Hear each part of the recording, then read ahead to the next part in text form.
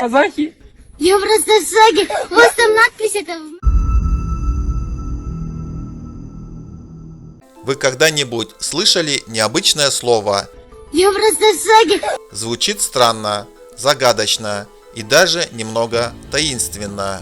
Но за этим словом скрывается не шутка, не насмешка, а отсылка к великому наследию древности. Давайте разберемся, что это значит. Саки – это древние кочевые племена, которые жили в степях Центральной Азии тысячи лет назад. Они оставили после себя курганы, золото, оружие, легенды и память о своей культуре.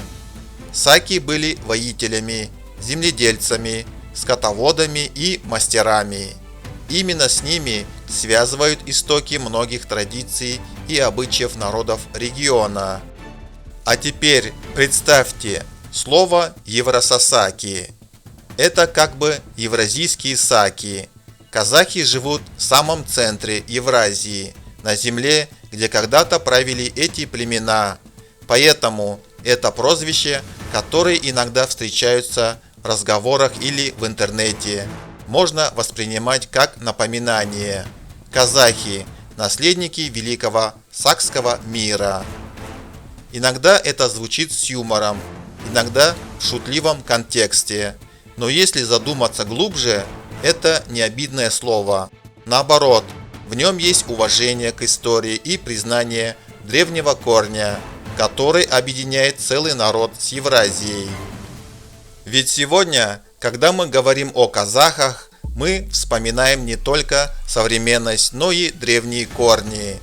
Курганы Исыка, Золотого человека, артефакты, которые потрясают весь мир. Все это идет от тех самых саков.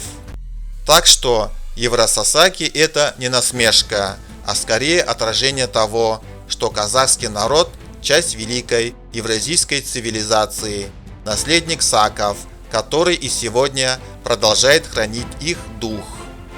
И может быть в этом есть ирония судьбы. Когда люди называют казахов Еврососаки, они сами, того не понимая, напоминают нам о наших корнях, нашей истории и нашей силе.